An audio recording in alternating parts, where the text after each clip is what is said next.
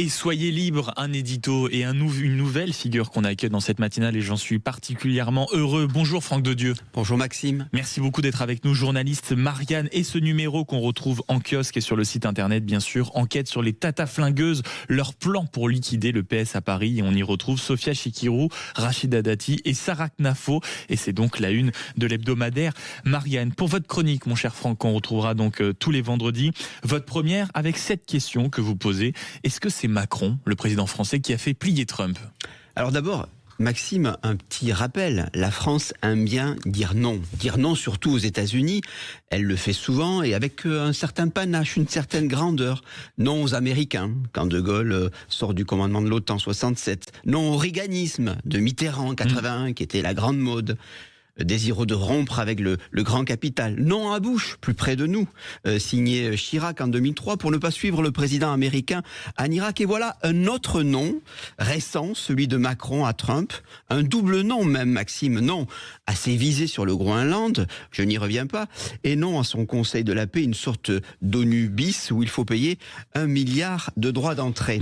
Bon, c'est formidable de savoir dire non. Maintenant, dire non sans conséquence, c'est quand même beaucoup moins intéressant. Est-ce que là, cette stratégie est payante, Franck? Eh bien, d'abord, ça peut l'être. Un petit rappel, ça peut éviter, disons, des dépenses inouïes. Une étude de la Brown University aux États-Unis évalue l'intervention de l'Amérique en Irak à 2200 milliards de dollars, un coût gigantesque. Que d'économies nous avons fait en décidant de ne pas le suivre. Mais en revanche, le non au capitalisme à la Reagan de Mitterrand n'a pas été tout à fait couronné de succès si on en juge par son revirement en mars 83 lors du tournant. Vous vous rappelez, il s'était incliné devant le fait économique établi. Ça, c'est pour le passé, mais est-ce que le fameux non de Macron peut jouer un rôle dans la position, on va dire, qui s'est calmée de Trump sur le Groenland? Est-ce que cette fois-ci, le non a été payant? Alors d'abord, je reviens un peu sur l'histoire, Maxime. Elle enseigne deux choses. D'abord que dire non, quand on est la France, c'est quand même plus facile lorsqu'on est entouré. Rappelez-vous, Chirac a dit non en 2003 avec le chancelier Schröder. Or, cette fois, le partenaire allemand est resté bien prudent avec Macron. Rappelez-vous, très peu de soldats envoyés au Groenland. Et puis, une fois que Trump a levé un peu la voix, rapatriement des soldats. Le partenaire allemand est désireux d'écouler ces belles berlines aux États-Unis. Je vous fais pas un dessin.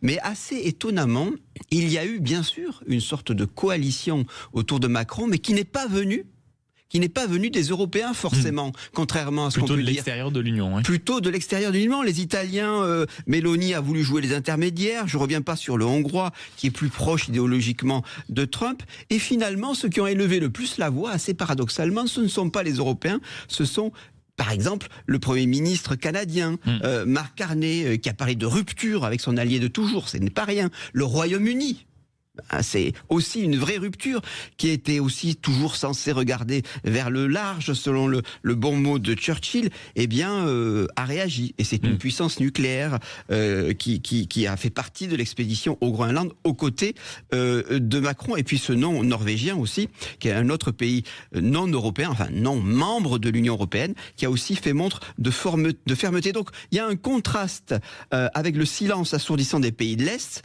le rôle d'intermédiaire de Meloni, et finalement, il semblerait que Macron a été appuyé non pas par les Européens, mais par des pays qui sont extérieurs à l'Union. Les fameux voisins auxquels on ne s'attend pas toujours. Donc si je comprends bien, il faut quand même un tout petit peu relativiser le rôle du président de la République dans cette position du président américain qui s'est adouci vis-à-vis du Groenland. Bien sûr. Et puis d'abord, vous avez très justement dit adouci. On ne sait pas que vont devenir les revendications de Trump sur le Groenland et sur sur une partie du Groenland. Et puis, quitte à casser un peu l'ambiance, je voudrais vous rappeler quand même que par rapport à 2003, on a fait d'ailleurs une enquête dans Marianne là-dessus, nous sommes très différents. Les choses ont changé. Je veux dire que nous sommes affaiblis. Quelques chiffres, 3 ou 4, pas plus, je vous promets. En 2003, la France représentait 5% du PIB mondial. Aujourd'hui, c'est 2,8. Donc, on a baissé de puissance. Ça part de marché mondial à l'export. C'est important, l'export. Parce que quand vous voulez, autour d'une table, parler fort, peser, vous devez être une puissance exportatrice.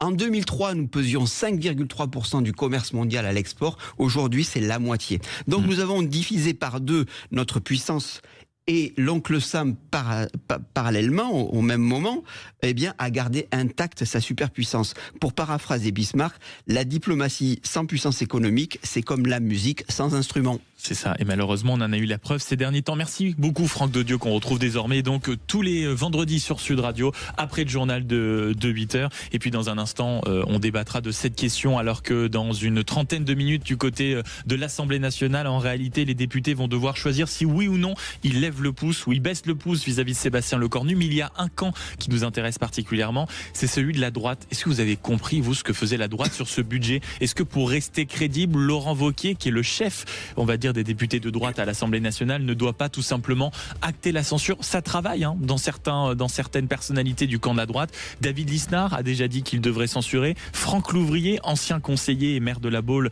et figure de droite également, a dit que s'il était député, il aurait activé la censure. Et dans l'Opinion, journal économique quotidien ce matin, un certain Michel Barnier, ancien Premier ministre, qui commence à dire moi je réfléchis aussi à la censure. Et vous, auditeurs, 0826 300 300, vous avez la parole. Est-ce que pour vous, en réalité, la droite, pour rester crédible, doit censurer, doit activer la censure, doit faire chuter le gouvernement de Sébastien Lecornu? 0826 300 300, avant l'interview politique, vous avez la parole, on en discute avec Franck de Dieu et Arlette Chabot. Et si vous voulez nous appeler, mais vous avez la flemme, vous pouvez tout simplement aussi envoyer un SMS. Ça tombe bien, on joue sur Sud Radio, figurez-vous. On joue parce qu'on vous offre en réalité des forfaits. Ben oui, parce que on a dit que le temps était un peu catastrophique, mais il est également formidable du côté de Péragude, par exemple. Vous envoyez le mot Sud au 7 20 18 et on vous offre 2 forfaits de ski pour la station Péragude. Vous le savez que c'est la station de ski des départements des Hautes-Pyrénées et de la Haute-Garonne.